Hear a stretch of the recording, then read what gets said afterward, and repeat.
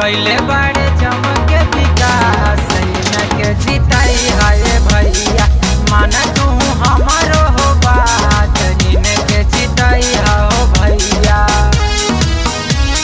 DC भैया जिंदाबाद जिंदाबाद जिंदाबाद डीसी भैया जिंदाबाद जिंदाबाद जिंदाबाद वार्ड संख्या 2 की जनता जिंदाबाद जिंदाबाद जिंदाबाद वार्ड संख्या 2 की जनता जिंदाबाद जिंदाबाद जिंदाबाद जीतेंगे भाई जीतेंगे डीसी भैया जीतेंगे।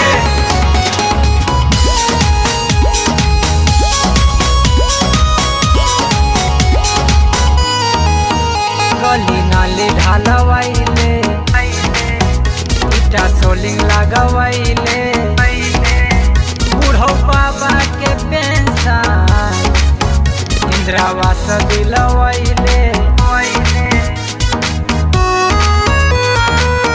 गली नाली ढालवाइले इटा सोलिंग लगवाइले बूढ़ो बाबा के पेंशन इंदिरावास दिलवाइले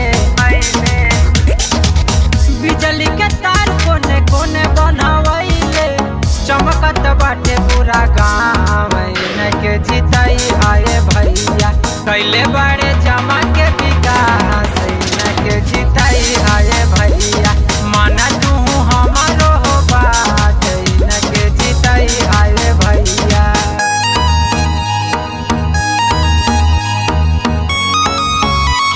डीसी भैया जिंदाबाद जिंदाबाद जिंदाबाद डीसी भैया जिंदाबाद जिंदाबाद जिंदाबाद वार्ड संख्या 2 की जनता जिंदाबाद जिंदाबाद जिंदाबाद वार्ड संख्या 2 की जनता जिंदाबाद जिंदाबाद जिंदाबाद जीतेंगे भाई जीतेंगे डीसी भैया जीतेंगे।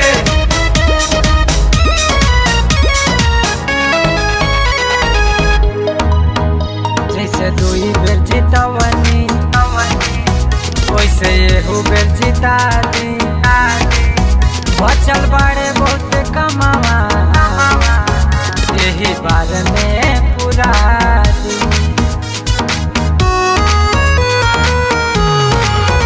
जैसे दुई बेर जीतवनी वैसे एहू बेर जीता दी बचल बाड़े बहुत कमावा यही बारे में पूरा दी।